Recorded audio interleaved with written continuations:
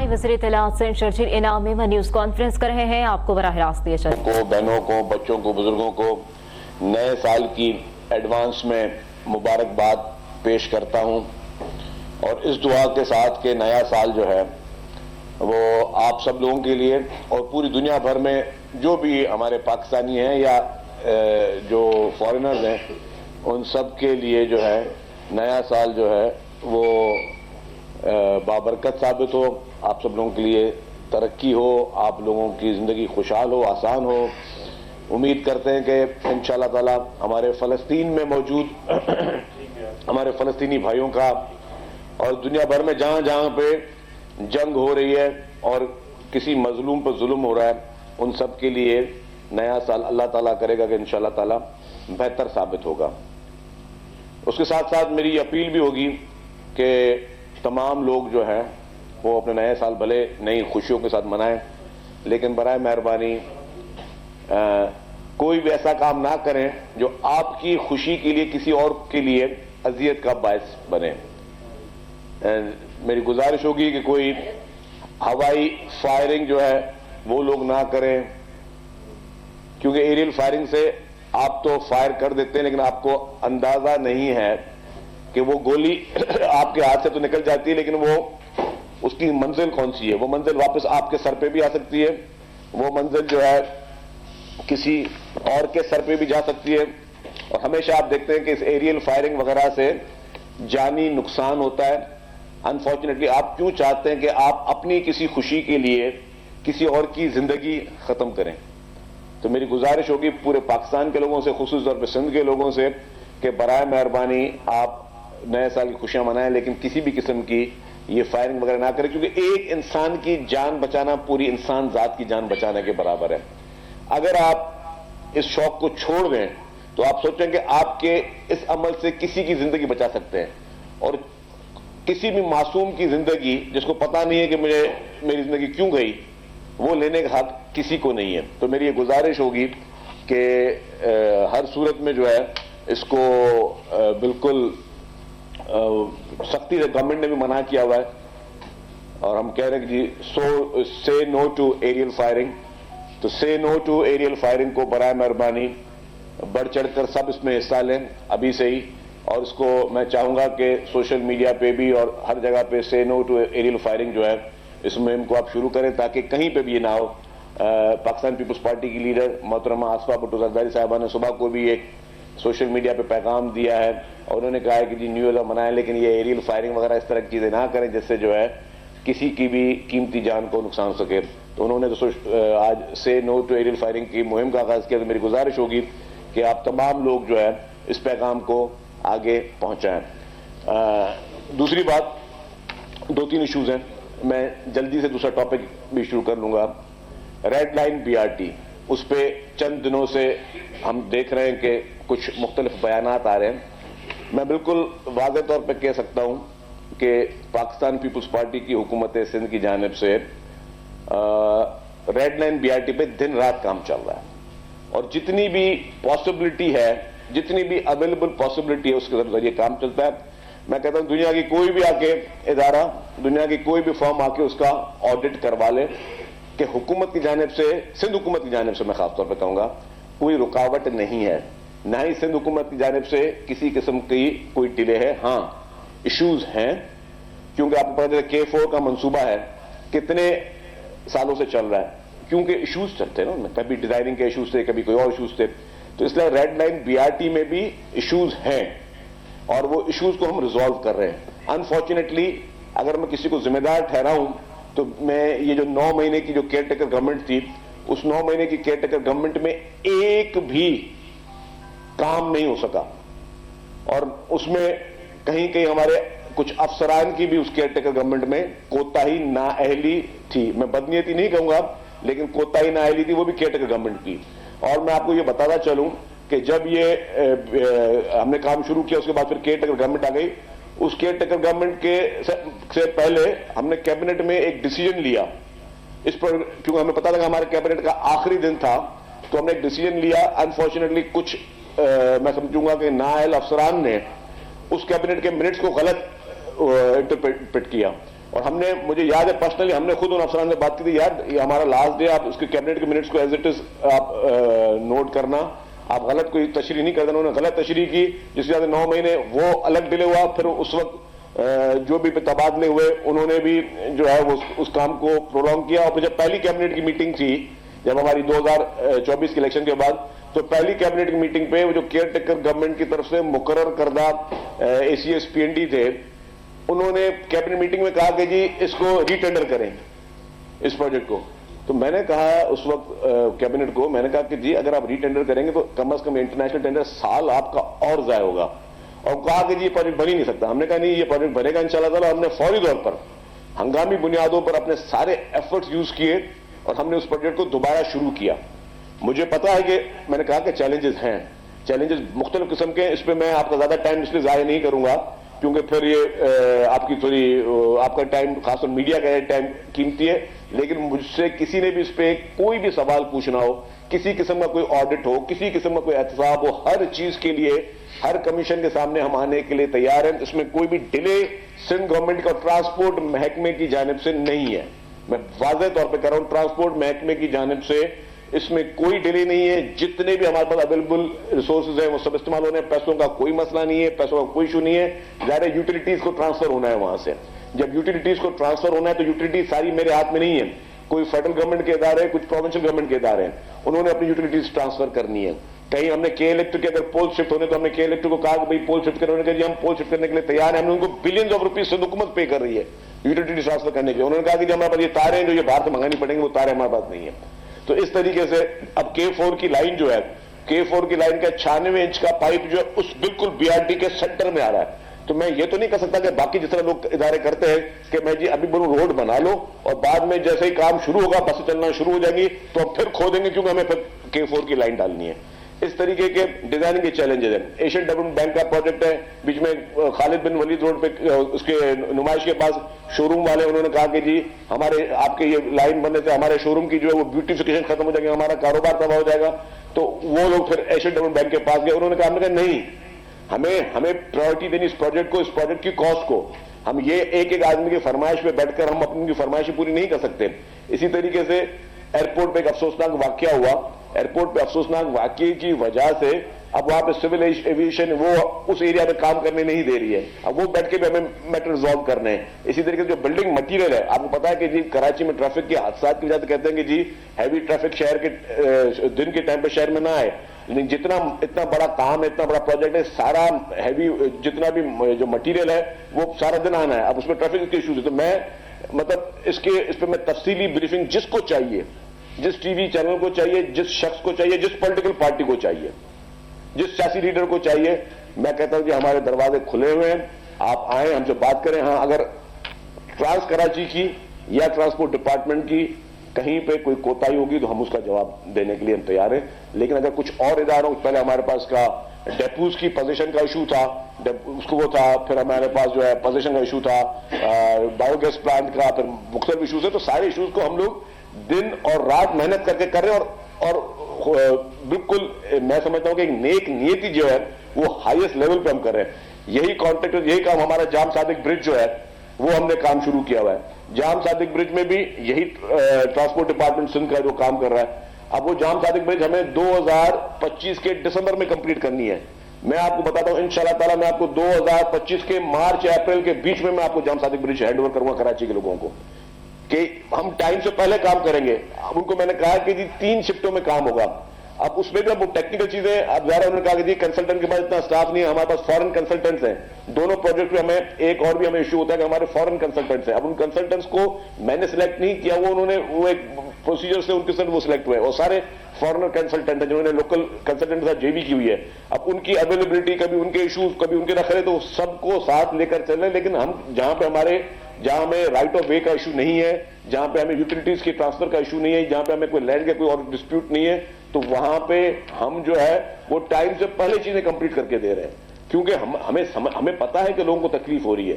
یہ نہیں کہ میں نے کہا کہ جی بہت زبردست اسپیڈ سے کام چل رہا ہے. یس چیلنجز ہیں, لیکن کیا چیلنجز کو دیکھ کے ہم پروجیکٹ بند کر دیں؟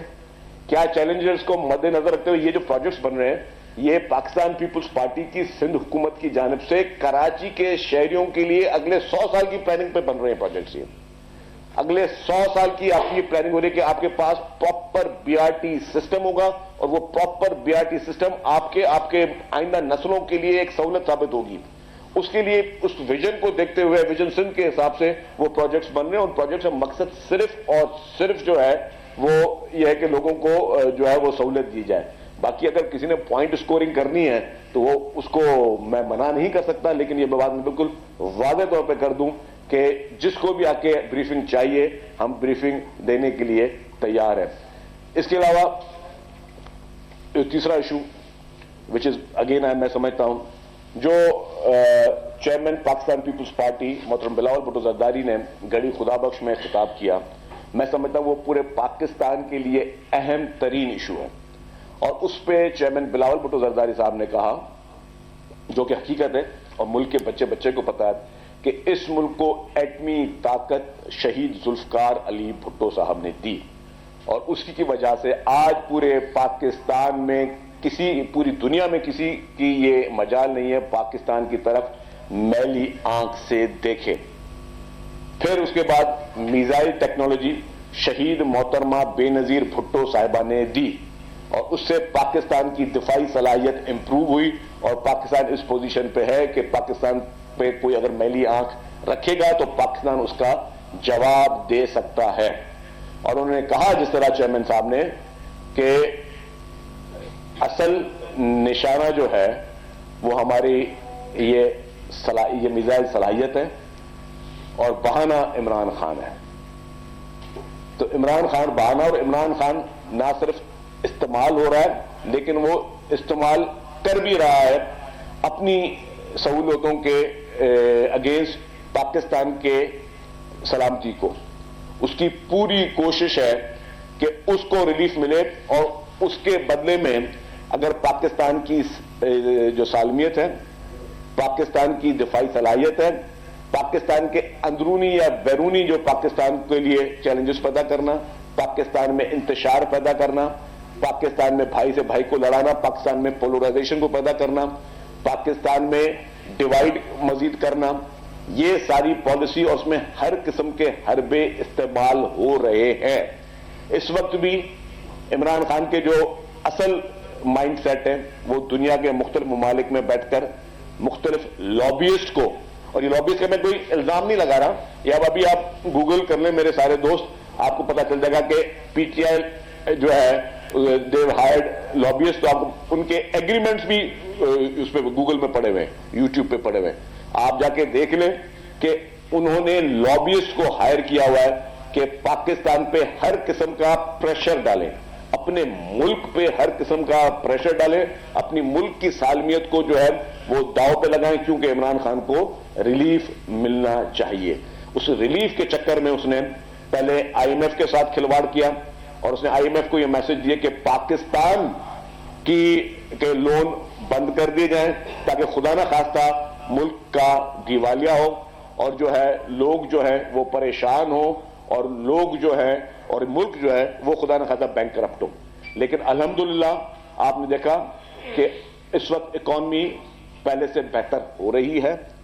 حکومت نے کچھ سخت فیصلے کیے لیکن اکانومی بہتر ہو رہی ہے, اور جو کوشش تھی عمران خان کی کہ ملک کا دیوالیہ ہو, جس کی وجہ سے انہوں نے ان کی وہ آڈیو ریکارڈنگز بھی آئیں کہ انہوں نے کہا کہ جی آپ IMF کو خط لکھ لیں کہ اگر کل کو ہماری حکومت آئی تو ہم یہ لونز پے آف نہیں کریں گے. تو اس حد تک آج تک پاکستان میں کوئی پولیٹیکل پارٹی اس حد تک نہیں گئی ہے. ان کے تو ابھی بال بھی باقا نہیں ہوا ہے.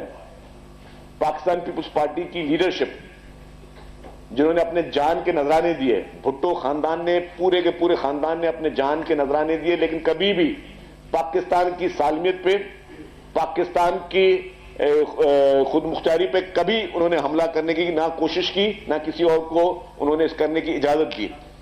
اسی طریقے سے باقی پولیٹیکل پارٹیز کی لیڈرشپ نے بھی اس طرح کی ٹف چیزیں دیکھی ہیں. محترم آصف علی زرداری صاحب 12 سال جیل میں رہے, اس کے بعد بھی کبھی انہوں نے پاکستان پہ کسی قسم کی آنچ نہیں آنے دی. محترمہ بے نظیر بھٹو صاحبہ کی شہادت پر پاکستان کھپے کا نعرہ لگانا پاکستان کو مضبوط کرنے کا سب سے بڑا قدم محترم آصف علی زرداری صاحب نے کیا. ان ساری چیزوں کے باوجود کبھی بھی پاکستان پر اپنے ملک پہ اپنے وطن پہ کبھی کوئی آنچ آنی نہیں دی.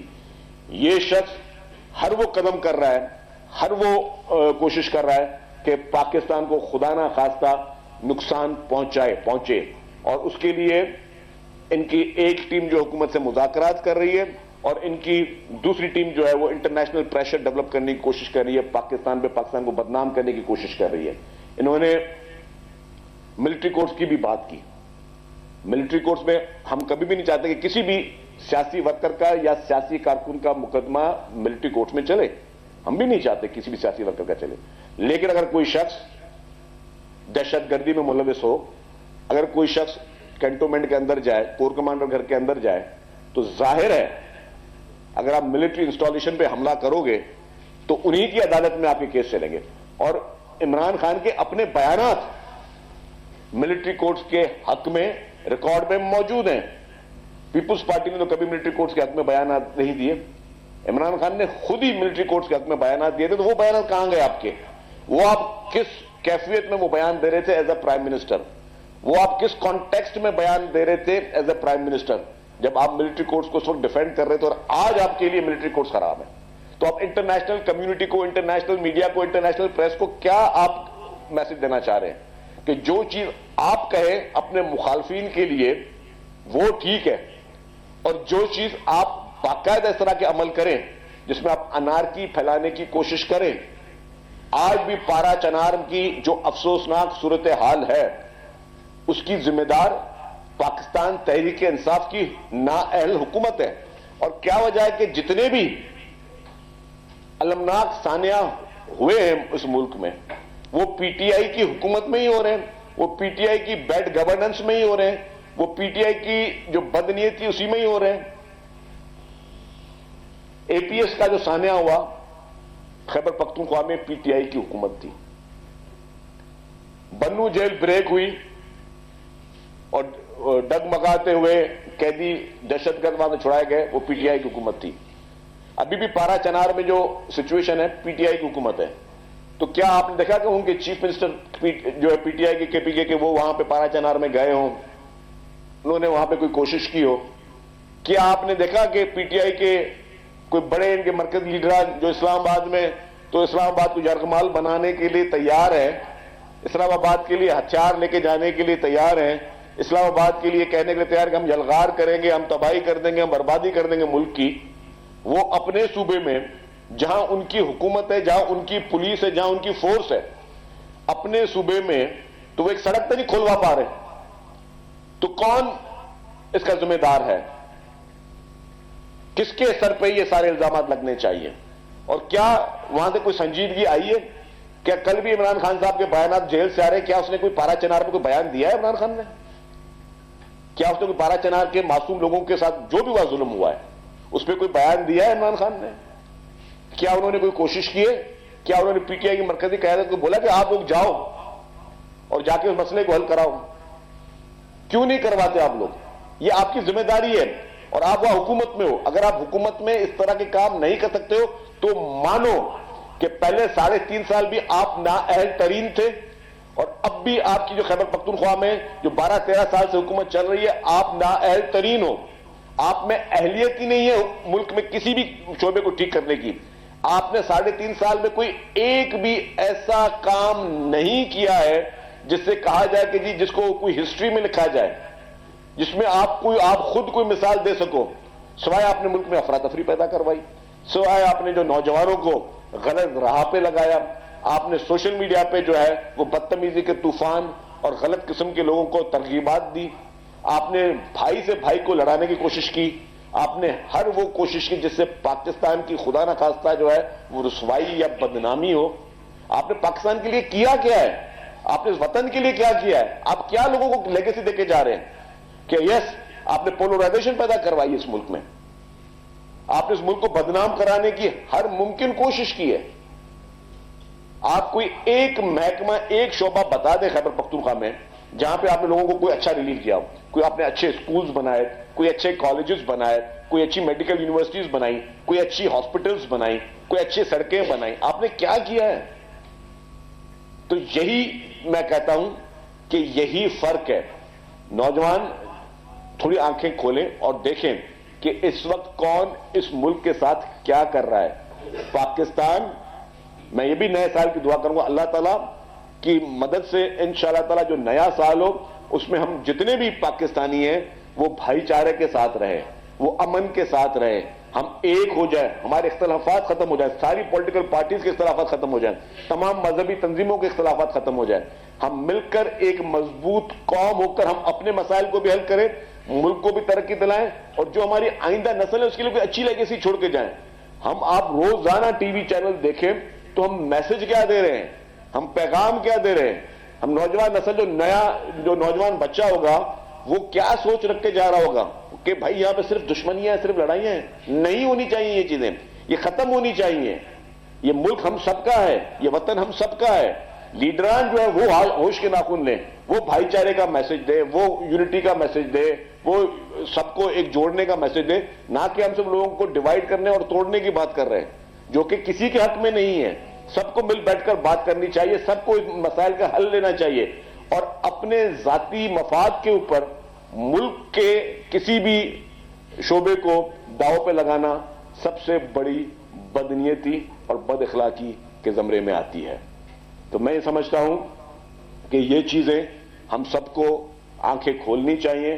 ہم سب کو مل کر اس 2025 کا جو نیا سال ہم کل سے شروع کرنے جا رہے ہیں اس عہد کے ساتھ جائیں، اس مشن کے ساتھ جائیں کہ ہم سب کی چیزوں کو چھوڑ کے ہم ایسا کیا کردار ادا کر سکتے ہیں کہ ہم پاکستان میں بہتری لے کر آئے، ہم مثبت سوچ لے کر آئے، ہم لڑائی جھگڑے فساد اور یہ جتنی بھی ہماری سماجی برائیاں ان کو ہٹا کے ہم آگے لے کر چلے ملک کو، جس میں کیونکہ آپ کے اور ہمارے نوجوان نسل کو اسی ملک میں جینا ہے، اسی ملک میں مرنا ہے. ہم اس کے لیے کیا کردار ادا کر سکتے ہیں، تو یہ ہم سب ساری چیزیں. شہزاد صاحب، یہ پی آر ٹی کا آپ نے ذکر کیا، تو جو طریقہ کار ہے وہ یہی ہوتا ہے کہ جب بھی کوئی بڑا منصوبہ شروع کیا جاتا ہے تو اس کے الٹرنیٹس لوگوں کو دیے جاتے ہیں، متبادل راستے دیے جاتے ہیں. لیکن یہ اتنی بڑی آبادی، جہاں کل اپوزیشن لیڈر نے بھی نشاندہی کی کہ 6 یونیورسٹیز اسی روڈ پہ آتی ہے، تو اس کے طلباء اذیت کا شکار، لوگ وہاں رہائشی چاروں طرف دونوں طرف. وہ 2026 کے بھی شاید ان کا تو دعویٰ تھا کہ 2026 میں بھی یہ منصوبہ مکمل نہیں ہو پائے گا، سندھ حکومت غلط بیان کر رہی ہے.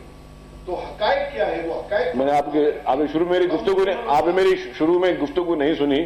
میں نے آپ کو حقائق بتائے. میں نے کہا کہ یہ پروجیکٹ شروع ہوا، اس میں چیلنجز تھے، اس میں چیلنجز تھے، اس میں ہمیں پوزیشنز کے چیلنجز تھے، اس میں ہمارے ڈیپوز کی پوزیشن کے چیلنجز تھے، اس میں یوٹیلیٹی کی ٹرانسفر کے چیلنجز تھے. میں نے کہا کہ جی یہ جو یوٹیلیٹیز ہے یہ میرے ہاتھ میں نہیں ہے، حکومت سندھ کے ہاتھ میں. حکومت سندھ پیسے دے سکتی ہے، سوئی سدرن گیس کو پیسے دے سکتی ہے، KWSP کو پیسے دے سکتی ہے جو کہ دیے ہے، کے الیکٹرک کو پیسے دے سکتی ہے، مختلف آپٹیکل فائبرز ان کو پیسے دیے ہم نے.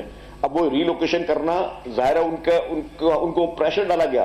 وزیر اعلیٰ صاحب نے میٹنگیں کی، کے الیکٹرک کو انہوں نے ٹھیک ٹھاک ڈانٹا دیا کہ بھائی آپ کے پاس یہ کیسے آپ کہتے کہ ہمارے پاس تاریں نہیں، تاریں ہمیں باہر سے منگوانی پڑیں گی. اس طرح کے چیلنجز. پھر ہم نے کہا کہ ڈیزائن کے چیلنجز کہ جی ڈیزائن چینج کروا رہے ہیں جی، کیونکہ جی اب ظاہر ہے پہلے جو ڈیزائن بنے ہوئے تھے وہ ایک ڈیپو کی جگہ پہ بنے ہوئے تھے، پھر ڈیپو شفٹ ہو گئے، پھر الادین پارک پر ڈیپو بن رہے ہیں، وہ پوری ڈیزائننگ چینج ہونی ہے. اور مطلب یہ ساری چیزیں جو چیلنجز آتے ہیں کہ کسی بھی ڈیزرٹ میں کام کرنا اور کسی بھی اربن سٹی جس طرح کراچی جیسے مصروف ترین شہر میں کام کرنے کا فرق ہے. میں نے آپ کو کہا کہ یہی یلو لائن BRT ہے. ہم ٹائم سے 6 مہینے پہلے وہی کانٹریکٹرز ہیں، وہی لوگ ہیں، وہ ٹائم سے 6 مہینے پہلے جو ہے وہ آپ کی جام صادق برج انشاءاللہ ہم آپ کو دے رہے ہیں. سوچتا ہے آپ کو 7 مہینے 8 مہینے پہلے آپ کو جام صادق برج دے دیں. اگر آپ کو 8 مہینے پہلے جام صادق برج ہم دے رہے ہیں، اس کا مطلب کہ جو محکمہ ہے اور محکمے کی صلاحیت ہے وہ پوری ہے. اب اگر جہاں پہ چیلنج ہے تو وہ ایک کی وجہ سے نہیں. میں نے کہا کہ آپ لوگ مجھے ایک صرف اس ٹاپک پہ ہم جس دن چاہیں گے، آج چاہیں گے، اس میٹنگ کے بعد بھی میں تیار ہوں، آپ جتنے سوالات کرنے کر لیں، میں آپ کو ایک ایک سوال کا جواب دینے کے لیے تیار ہوں، کیونکہ میں ٹرانسپورٹ محکمے کو ریپرزینٹ کر رہا ہوں. یہ میری ذمہ داری ہے، میں آپ کے ہر چیز کا جواب دے بنوں. جی یہ بتانے میں ڈیو رسپیکٹ اپوزیشن لیڈر اور میئر کراچی کے بیانات بالکل سیم ٹو سیم ایک جیسے، یہ کوئی کوئنسیڈنٹ ہے یا پھر یہ کیا سمجھ نہیں آ رہا ہے کہ بالکل ایک ہی زبان.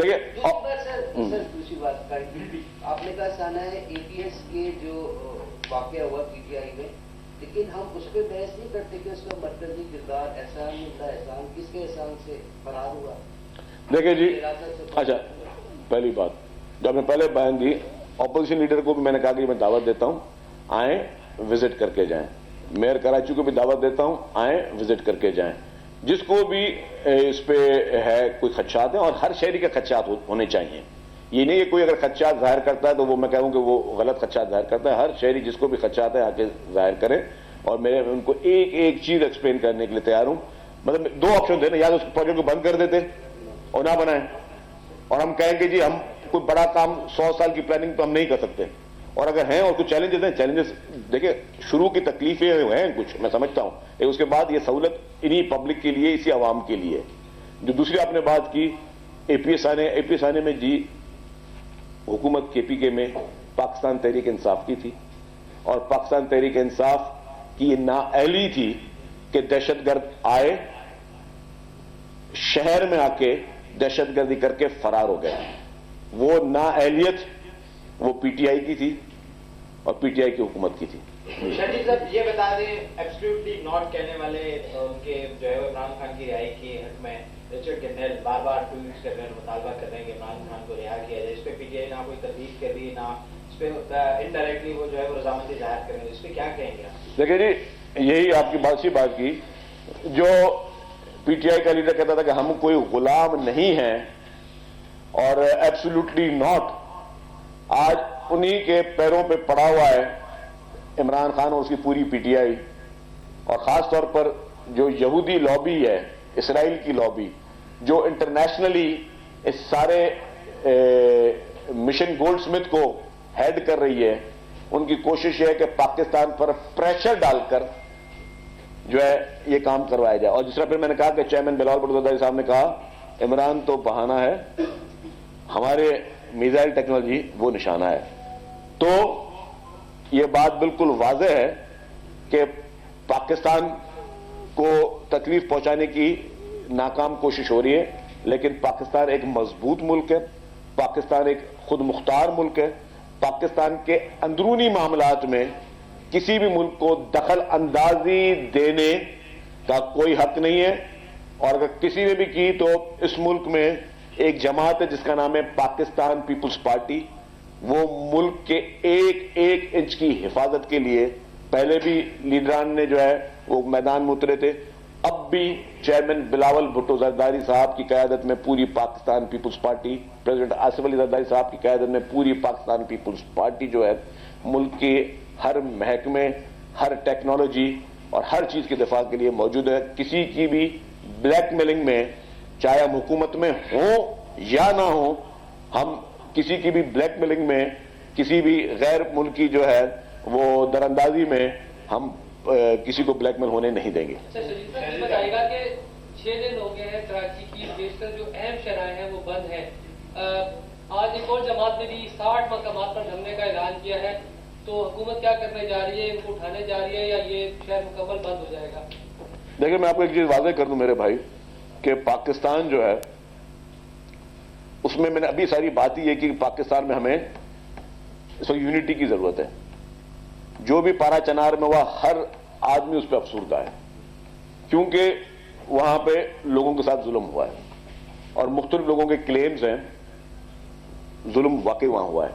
لیکن دنیا کا کوئی مذہب، دنیا کا کوئی فرقہ یہ نہیں کہتا کہ اگر ایک جگہ پہ ظلم ہوا ہے تو ہم کوئی ایسا کام کریں جس سے ہم کسی اور کو بھی تکلیف دیں. ہمارے حقوق العباد جو ہے، جو ہمیں ہمارے ہر مذہب، ہر جو ہے وہ فرقہ ہمیں حقوق العباد کی ترجیح دیتا ہے، تو وہ ہمیں اس چیز کی اجازت دیتے ہیں، وہ ہم پہ لازم ہے کہ ہم دوسروں کسی کو بھی تکلیف نہ پہنچائیں. میں سمجھتا ہوں کہ صوبائی وزیر اطلاعات سندھ شرجیل انعام میمن نیوز کانفرنس کر رہے تھے. انہوں نے کہا کہ نئے سال کی خوشیاں ضرور منائیں لیکن دوسروں کا بھی خیال کریں اور ہوائی فائرنگ نہ کی جائے.